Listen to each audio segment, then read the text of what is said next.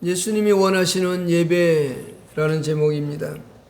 요한복음 4장은 예수님과 사마리아 여인이 대화하는 내용입니다. 그 가운데 생수에 관한 내용도 있고요.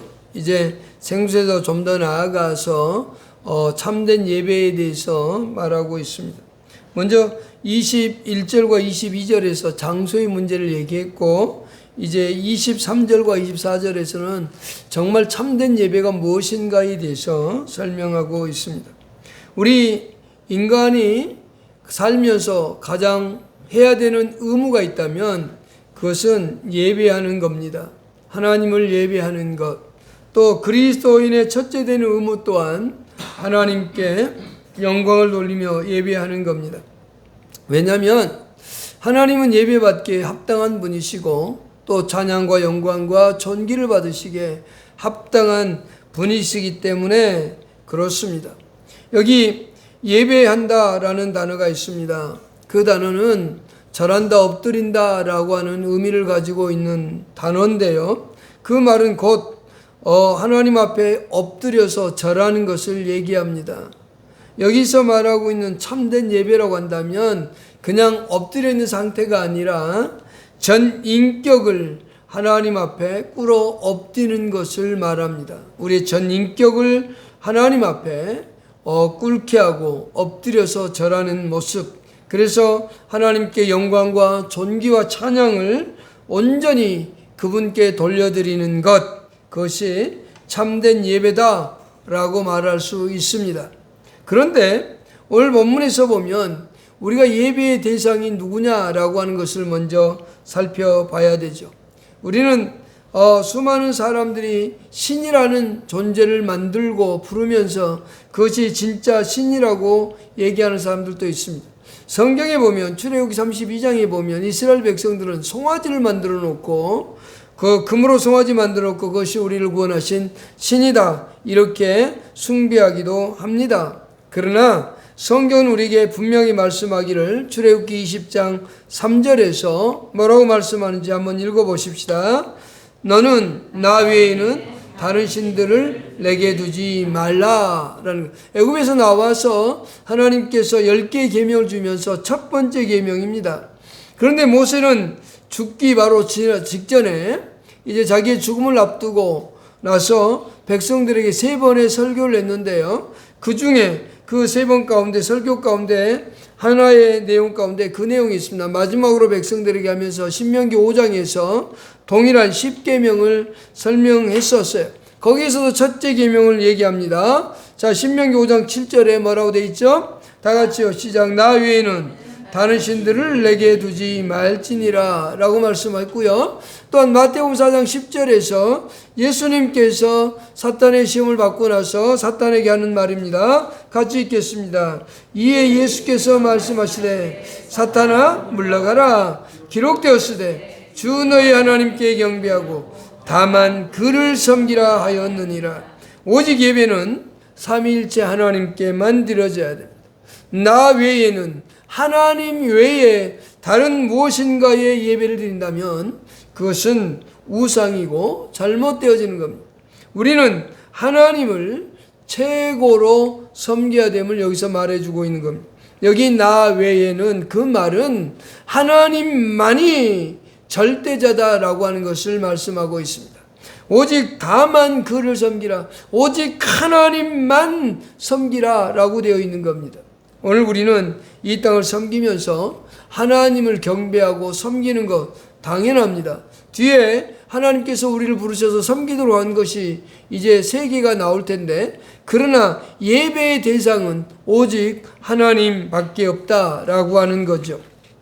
그러면서 동시에 하나님은 예배자를 찾고 있다라고 하는 겁니다. 정말로 하나님께만 예배하고 온전히 하나님께 찬양과 영광과 존귀를 드리는 그런 사람들, 그러면서 동시에 영과 진리로 예배하는 이런 사람들을 하나님께서는 찾으신다라고 말합니다.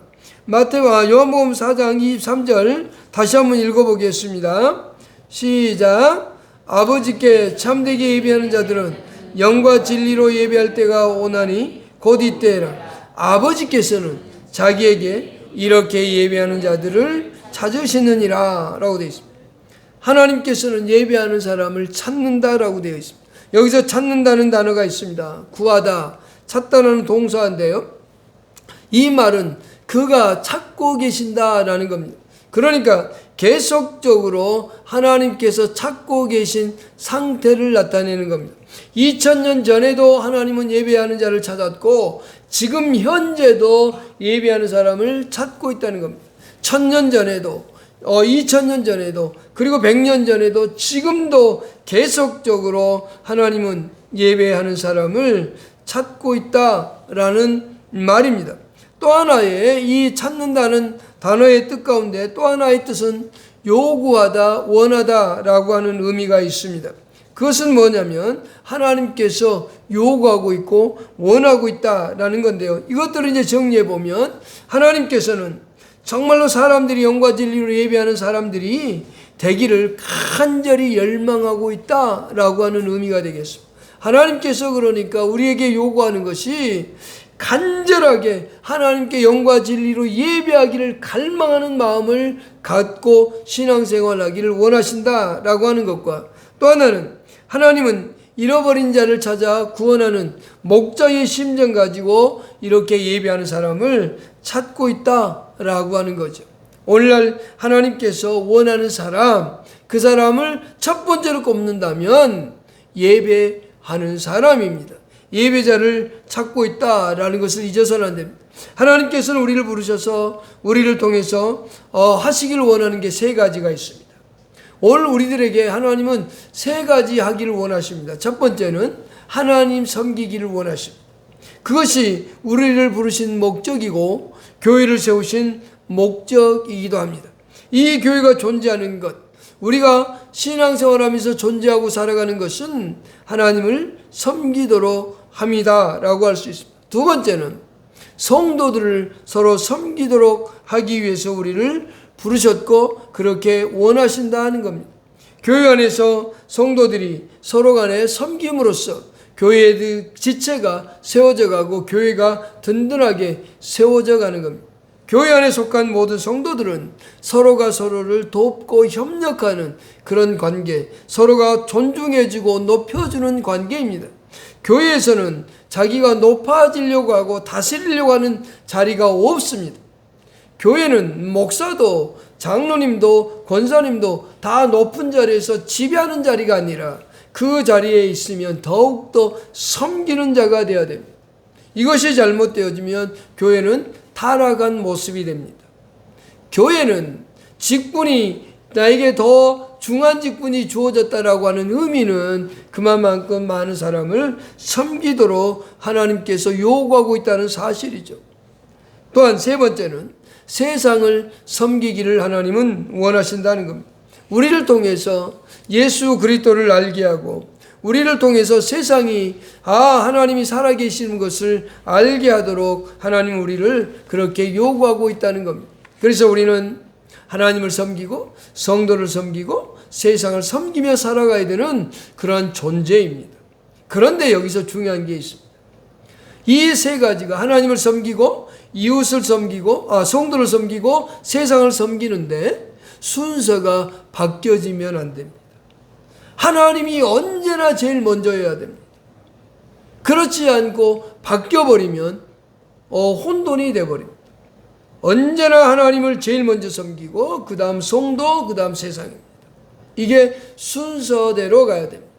하나님을 가장 예배하고 하나님을 가장 먼저 존중히 여기는 삶의 자세, 이것이 하나님께서 원하는 삶의 자세다라고 하는 거죠.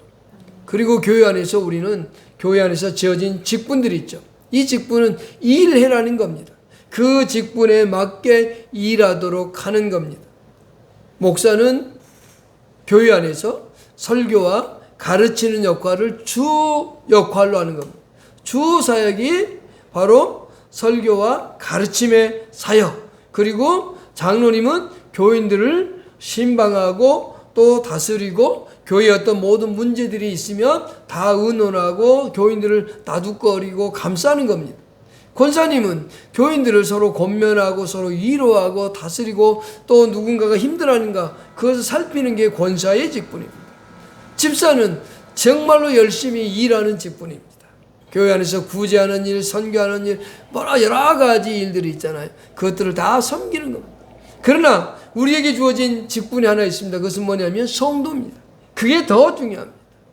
집사, 권사, 장로, 목사보다 더 중요한 것은 성도입니다. 하나님의 부르심을 받은 사람들이라는 거죠. 그래서 직분을 가진 사람이 일하는 거 대단히 소중하고 중요합니다. 그러나 그것보다 먼저 하나님이 우리에게 요구하시는 게 뭐냐? 그것은 하나님께 예배하는 사람을 찾고 있다는 사실입니다. 하나님께서는 언제나 우리들을 찾고 또 찾는데 예배하는 사람들을 찾고 있다는 사실을 잊어서는 안 됩니다. 일하는 사람들 교회 안에서 소중하고 귀중합니다. 그거 반드시 필요합니다. 근데 그게 먼저가 아니라 하나님을 예배하는 것이 더 중요하고 먼저다라고 하는 겁니다. 하나님께서 우리를 최초에 창조할 때 하나님은 목적을 가지고 있었습니다. 우리를 하나님의 형상대로 창조했다고 말합니다. 그 형상대로라는 것은 하나님의 성품을 담은 존재로 창조했다는 거예요. 외형을 우리 얼굴 이런 모양을 담게 했다는 게 아니라 하나님이 가지고 있는 성품을 우리에게 주셔서 우리 인간을 만들었다라고 하는 건데 그게 이제 창세기 1장 26절로 27절 28절에 나옵니다. 읽어보십시다. 하나님이 이르시되 우리의 형상을 따라 우리의 모양대로 우리가 사람을 만들고 그들로 바다의 물고기와 하늘의 새와 가족과 땅과 땅에 기는 모든 것을 다스리게 하라. 하나님이 자기의 형상 곧 하나님의 형상대로 사람을 창조하시되 남자와 여자를 창조하시고 하나님이 그들에게 복을 주시며 하나님이 그들에게 이르시되 생육하고 번성하여 땅에 충만하라. 땅을 정복하라. 바다의 물고기와 하늘의 새와 땅에 움직이는 모든 생물을 다스리라. 신이라. 우리 인간에게 에덴 동산을 지어주고 에덴 동산을 다스리도록 만들었어요. 그런데 그것보다 먼저 하나님과 교제함이 필요합니다. 하나님과의 만남이 필요하고 하나님과의 대화함이 더 먼저입니다. 그래서 우리 인간이 창조된 인간이 언제나 하나님과의 관계를 더 소중히 여겨야 됩니다. 하나님께서 우리에게 요구하고 있는 것 그것은 바로 하나님과의 사귐을 요구하고 있습니다. 하나님과의 교제를 요구하고 있다는 사실을 우리는 잊어서는 안 되죠. 그래서 하나님께서 우리를 창조하고 우리를 목적을 분명하게 말씀합니다. 우리를 창조한 목적에 대해서 분명히 말하는데 이사야 43장 7절을 읽겠습니다. 시작. 내 이름으로 불려지는 모든 자 곧 내가 내 영광을 위하여 창조한 자를 오게 하라. 그를 내가 지었고 그를 내가 만들었느니라. 여기 아주 중요한 말씀이 있습니다. 내가 내 영광을 위하여 라고 되어 있습니다. 내 이름으로 불려지는 모든 자라고 하는 것은 하나님의 선택된 백성들, 하나님께서 부르시고 하나님께서 구원의 은혜를 주신 모든 사람들을 얘기하고 있습니다. 그런데 그 사람들 뿐만이 아니라 창조할 때부터 하나님께서 우리 인간을 창조할 때 다스림이 먼저가 아니라 하나님의 영광을 위하여 살도록 먼저 창조했다는 겁니다. 그래서 그 사람들을 오게 하라는 겁니다. 하나님께 예배하도록 오게 하고 찾고 계시는 하나님입니다. 또한 베드로 사도도 우리에게 그렇게 말해줍니다. 베드로전서 2장 4절 5절을 보십시다. 시작. 사람에게는 버림받아 되셨으나 하나님께는 택하심을 입고 보배로운 산돌이신 예수께 나아가 너희는 산돌같이 신령한 집으로 세워지고 예수 그리스도로 말미암아 하나님이 기쁘시게 받으실 신령한 제사를 드릴 거룩한 제사장이 되라라고 되어 있습니다. 하나님이 기쁘시게 받으실 신령한 제사, 신령한 제사라는 건 곧 신령한 예배입니다. 영과 진리로 드리는 이 예배를 드리는 사람이 되라는 거죠. 구약의 제사장들이 하나님께 나아가 제사를 드렸던 것처럼 오늘 우리는 하나님께서 우리를 부르셔서 구원받은 백성으로 구원받은 제사장으로 삼으셔서 하나님을 예배하게 했다는 겁니다. 그래서 베드로전서 2장 9절에도 그렇게 말합니다. 그러나 너희는 택하신 족속이요 왕 같은 제사장들이다 라고 말하죠. 고린도서 1장 9절도 한번 읽어보십시다. 고린도서 1장 9절입니다. 시작. 너희를 불러 그의 아들 예수 그리스도 우리 주와 더불어 교제하게 하시는 하나님은 미쁘시다. 하나님께서 우리를 교제하게 하신다라고 하는 거죠. 그분께서 우리를 부르셔서 하나님께 교제하기를 원하신다. 그래서 하나님이 찾으시는 사람은 일하는 사람도 중요하고 소중합니다만 그보다는 먼저 뭐 하는 사람이라고요? 하나님께 예배하는 사람. 정말로 예배하는 사람, 하나님과 더불어 교제하기를 좋아하고 하나님과 더불어 이야기하기 좋아하고 하나님 때문에 즐거워하고 행복해하는 사람을 더 원한다 그 말입니다. 하나님 앞에 나아가서 하나님을 예배하고 하나님과 함께하고자 갈망하고 갈증을 느끼는 사람들에게 하나님은 만난 바 되어집니다. 하나님이 만나주십니다. 그것이 대표적인 예가 이사야 6장에 있는데 이사야 6장에 보면 하나님께서 이사야를 하나님 앞에 나가 예배하고 정말 하나님 만나려고 할 때 하나님이 그를 만나주셨어요. 그리고 그에게 내가 세상에 누군가를 보내고 싶은데 누가 갈 거냐라고 할 때 이사야가 내가 여기 있으니 나를 보내주십시오 라고 헌신하는 걸 볼 수 있죠. 우리는 먼저 하나님 앞에 해야 될 것이 무엇이냐? 그것은 하나님을 예배하고자 하는 갈망함, 하나님과의 교제하고 싶은 열망, 그것이 우리에게 먼저 필요하다라는 것을 우리는 기억해야 됩니다. 세 번째, 이제 영과 진리로 드린 예배에 대해서 우리 생각해 보십시다. 영과서 24절에 요한복음 4장 24절에 하나님은 영이시니 예배하는 자가 영과 진리로 예배할지니라 이렇게 말씀했어요. 다시 한번 읽어보십시다. 시작. 하나님은 영이시니 진리로 예배할지니라 라고 되어 있어요. 여기로 영으로 예배드린다, 그 다음에 진리로 예배드린다 이 표현이 있는데 두 가지입니다. 뭐냐면 영으로 드린다는 것은 성령으로 드린다는 거고 진리로 드린다는 것은 진리 안에서 드린다는 겁니다. 이걸 따로따로 나눠서 생각해 보겠습니다. 영으로 예배한다, 즉 성령으로 예배한다 라고 하는 의미 속에는 두 가지의 의미가 있습니다. 첫 번째는 성령의 능력으로 내가 예배를 드린다 라고 하는 의미가 있습니다. 우리 스가랴 4장 6절을 한번 읽어보겠습니다. 스가랴 4장 6절입니다. 시작. 그가 내게 여호와께서 스룹바벨에게 하신 말씀이 이러하니라. 여호와께서 말씀하시되 이는 힘으로 되지 아니하며 능력으로 되지 아니하고 오직 나의 영으로 되느니라. 성령으로 된다고 말하죠. 예배는 성령의 능력으로 드리는 겁니다. 우리가 예배자로 나와 있잖아요. 이 예배자로 나올 때 성령의 능력으로 드린다라고 하는 그 말은 성령의 충만함을 입어서 그분 앞에 나아가 예배한다라고 하는 의미입니다. 우리는 예수를 믿고 하나님 앞에 나와서 예수 그리스도가 나의 구주로 고백할 때 이미 성령이 내 안에 들어오셔서 내 안에 성전이 되어 있는 사람입니다. 내가 느끼지 못할지라도 성령이 나와 함께 하시면서 나와 늘 함께 동행하고 살아가는 존재가 바로 그리스도인들입니다. 그런데 이 그리스도인들 안에 성령의 능력이 충만해지는 것은 사람마다 다릅니다. 성령께서 우리를 지배하고 다스리는 것은 사람마다 다릅니다. 그것을 위해서 우리는 늘 성령 충만을 달라고 기도하는 겁니다. 그 말은 성령이 내게 능력 가운데 임하여서 나를 지배하고 다스려 달라는 겁니다. 이 성령 충만함을 가지고 있는 사람은 예배드리러 나오는 것이 행복합니다. 즐겁습니다. 그리고 예배드리는 것 그 자체가 너무너무 행복합니다. 성령 충만한 사람에 나타나는 가장 큰 첫 번째 특징은 뭐냐면 예배가 드려지고 싶어지는 거예요. 예배가 달라집니다. 그저 처음에는 예배 드리러 나와서 그래 뭐 예배 가서 한 시간 앉아있지 뭐 이럴 수 있어요. 근데 정말로 예수 그리스도가 나의 구주로 믿어지고 성령의 지배하심 아래 있는 사람은 그렇게 되는 게 아니라 왜 일주일이 이렇게 안 가나, 왜 이렇게 빨리빨리 안 가나, 가서 예배 드려야 되는데, 새벽이라도 가서 기도해야 되는데, 아니 집에서라도 기도해야 되는데, 이런 마음이 막 들어옵니다. 기도하고 싶어집니다. 뭔가를 막 하고 싶어집니다. 하나님께 찬양도 하고 싶고 기도하고 싶어지기도 합니다. 이게 바로 성령 충만한 사람입니다. 그런 사람이 하나님 앞에 나와 예배할 때, 찬양할 때 즐겁고 행복한 마음으로 찬양도 하고 기도도 하고 예배 자체가 행복해지는 겁니다. 여러분, 그것이 바로 성령으로 충만한 사람이 드리는 예배입니다. 이것을 하나님은 원하시는 겁니다.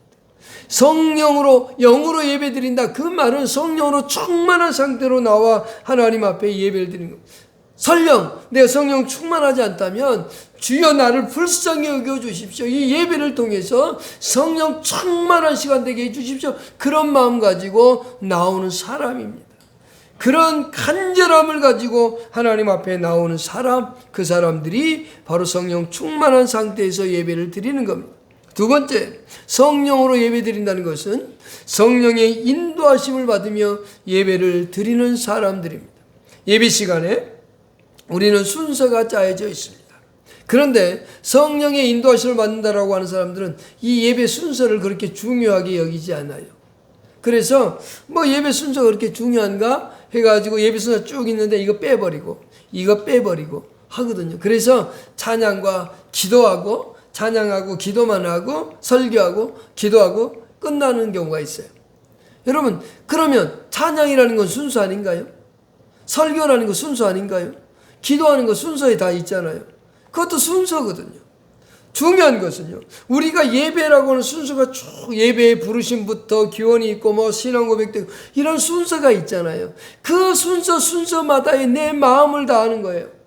신앙 고백 하십시다 그러면 그냥 주문 외우듯 쭉 외우는 게 아니라 그 한마디 한마디가 내 신앙의 고백이 되도록 고백하는 겁니다. 이게 성령의 인도하심을 따라서 드리는 겁니다.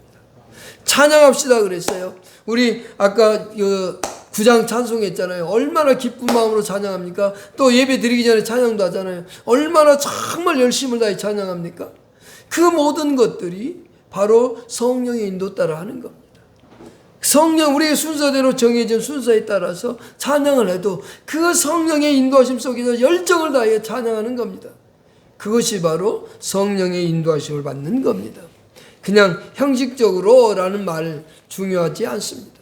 정말로 예배를 드린 사람, 형식적인 사람은요, 성령으로 인도함 받지 못하고 성령 충만하지 못한 상태에서 나와서 그래 예배나 한번 드려보지 뭐, 구경이나 하지 뭐, 아니면 아유 누구 때문에 어쩔 수 없이 가서 1시간 앉아 있어야지, 이런 마음 가지고 나올 수도 있어요. 저도 대학교 다닐 때 기독교 대학 다녔거든요. 근데 예수를 안 믿었으니까 가서 앉아있는 게 너무 힘들었어요. 그래서 한 번 딱 앉아보고 그 다음부터는 대타를 보냈어요. 야, 나 대신 가서 앉아줘. 일당 줄게. 이렇게 했어요. 예배 드리는 건 너무 힘들었거든요. 근데 예수 그리스도를 만나니까 예배 드리는 게 너무 행복하고요, 즐거운 겁니다. 처음에는 힘들지 몰라도요, 계속적으로 나와서 예배를 드리려고 하는 자세, 그러다 보면 성령 충만함도 성령의 인도하심도 받을 수 있는 거예요. 이게 우리에게 중요한 거예요. 먼저 내가 하나님께 나아가 예배하겠다, 그리고 성령의 인도하심을 받아 예배하겠다, 그 마음을 가지고 참여하는 겁니다. 순서가 많고 적고가 중요한 게 아닙니다. 그 순서에 내 마음을 다 쏟아놓는 겁니다. 그러니까 이제 두 번째, 진리로 드리는 예배를 보십시다. 진리라고 하는 것은, 진리로 예배 드린다는 것은 진리 안에서 드리는 예배를 말합니다. 이는 하나님의 방법으로 드리는 예배입니다. 하나님께서, 하나님의 방법이라고 하는 것은 하나님의 기록된 말씀인 성경에 의거하여서 예배를 드리는 겁니다. 순서를 짜도 성령의 인도하심을 따라 하지만, 그러나 성경이 제시해 주신 방법을 따라서 우리는 예배를 드리는 겁니다. 교회가 가지고 있는 헌법이 있습니다. 헌법에 보면 교리적 헌법이 있고 실천적 헌법이 있습니다. 그 다음에 예배에 대한 내용도 있습니다. 그래서 그것이 예배의 모범이라고 하는 부분인데, 주일은 어떻게 지켜야 되는지, 예배는 어떻게 해야 되는지, 또 예배 드릴 때 예배 순서에 반드시 필수적으로 들어가야 되는 것이 무엇인지 그렇게 다 정해져 있습니다. 그것은 하나님의 말씀에 의거해서 드리는 거예요. 그래서 성경에 제시해 놓은 방법이 있다는 겁니다. 성경에서 요구하고 있는 방법대로 우리는 예배를 드려야 됩니다. 우리가 예배 순서의 모든 걸 다 말할 수는 없지만 오늘 찬양에 대해서만 한번 살펴보도록 하십시다. 우리가 예배를 드릴 때 찬양을 어떻게 해야 되는가? 첫 번째, 악기로 예배를 드리는데 악기를 예배 드리는 데 써야 됩니다. 악기로 예배를 드려야 됩니다. 시편 150편 3절로 5절을 읽어보십시다. 시작. 나팔로 찬양하며 비파와 수금으로 찬양할지어다. 소고치며 춤추어 찬양하며 비파와 수금으로 찬양할지어다. 큰 소리 나는 제금으로 찬양하며 높은 소리 나는 제금으로 찬양할지어다. 악기 가지고 하나님이 찬양하라고 그랬죠. 그 다음에 시편 145편 21절입니다. 목소리로, 누구 목소리로 찬양하느냐? 내 목소리입니다. 시작요. 내 입이 여호와의 영예를 말하며 그의 거룩한 이름을 영원히 송축하라. 내 입이 여호와의 영예를 말하며, 내 입 가지고 찬양하는 겁니다. 구경꾼이 아니라 내 목소리로 하나님을 찬양하는 겁니다. 또한 손을 사용해서 하나님을 찬양할 것을 말합니다. 시편 47편 1절입니다. 너희 만민들아, 시작요. 너희 만민들아 손바닥을 치고 즐거운 소리로 하나님께 외칠지어다. 시편 134편 2절에요. 성소를 향하여 너희 손을 들고 여호와를 송축하라. 때로는 박수도 치고 때로는 손도 들고 때로는 그렇게 찬양하는 겁니다. 또한 일어서서도 찬양하는 겁니다. 하나님 앞에 일어서서 찬양하는 것은 존중함을, 존경함을 표시하는 겁니다. 그래서 예배 시간 처음 시작을 할 때 일어서서 하나님께 찬양을 하고 예배를 시작하는 겁니다. 왜? 하나님의 존경을 표하는 자세인 겁니다. 일어서서 찬양하라고 시편 134편 1절에 말하고 있습니다. 읽어보십시다. 보라, 여호와의 성전에 서 있는 여호와의 모든 종들아, 여호와를 송축할지어다. 서서 하나님께 찬양해도 됩니다. 여러분, 찬양하다가 즐거움이 일어서서 찬양할 수도 있습니다. 또한 엎드리거나 무릎을 꿇고 찬양할 수도 있습니다. 찬양하다가 감동되면 엎드려서 찬양할 수도 있고 무릎 꿇고 할 수도 있습니다. 시편 149편 5절입니다. 시작요. 성도들은 영광 중에 즐거워하며 그들이 침상에서 기쁨으로 노래할지어다. 시편 95편 6절요. 오라 우리가 굽혀 경배하며 우리를 지으신 여호와 앞에 무릎을 꿇자. 그러니까 엎드려 찬양할 수도 있고 일어서서 무릎 꿇고 할 수도 있다라고 하는 거죠. 또한 춤추며 찬양할 수도 있다는 겁니다. 시편 150편 4절입니다. 시작요. 소고치며 춤추어 찬양하며 현악과 퉁소로 찬양할지. 출애굽기 15장 20절도 읽어보십시다. 아론의 누이 미리암이 손에 소고를 잡으매 모든 여인도 그를 따라 나오며 소고를 잡고 춤추니. 애굽에 나와서 홍해를 건너고 나서 그들이 춤추며 찬양하며 하나님께 영광을 돌렸습니다. 이렇게 말씀에 따라서 말씀대로 우리는 예배를 드려야 되는 겁니다. 그러나 성령의 충만함과 또 말씀으로 드리는 것보다 더 중요한 게 있습니다. 뭐냐? 그것은 우리가 영과 진리로 예배를 드린다고 할 때 그 근거를 어디에 두어야 되느냐? 내가 예수 그리스도로 말미암아 죄사함 받고 구원받았다는 그 은혜를 잊어버리면 안 됩니다. 그 구속의 은혜, 그 속량의 은혜를 잊어버리면 안 되는 겁니다. 예배를 드릴 땐 언제나 그것을 기억하고 예배를 드려야 됩니다. 또 하나, 영과 진리로 예배를 드린다고 할 때 가장 중요한 것이 있습니다. 그게 뭘까요? 한번 따라 하십시다. 여호와를 사랑하라. 그 마음으로 예배를 하는 겁니다. 마태복음 22장 37절 38절을 읽어보십시다. 시작. 예수께서 이르시되 내 마음을 다하고 목숨을 다하고 뜻을 다하여 주 너의 하나님을 사랑하라 하셨으니. 여러분, 이것이 크고 첫째 되는 계명이다. 여러분, 하나님께 예배하는 사람, 영과 진리로 예배할 때 가장 중요한 것 따라하십시다. 하나님을 사랑하는 것. 하나님은 여러분들을 너무도 사랑했거든요. 그럼 우리도 그분 앞에 사랑을 고백하고 그 사랑의 마음 가지고 하나님 앞에 나와 예배하는 겁니다. 사랑하는 마음이 있으면 모든 걸 주고 싶어지는 게 바로 사랑이거든요. 여러분, 이 마음으로, 하나님을 사랑하는 마음으로 예배하는 예배자가 되기를 축복합니다. 기도하십시다.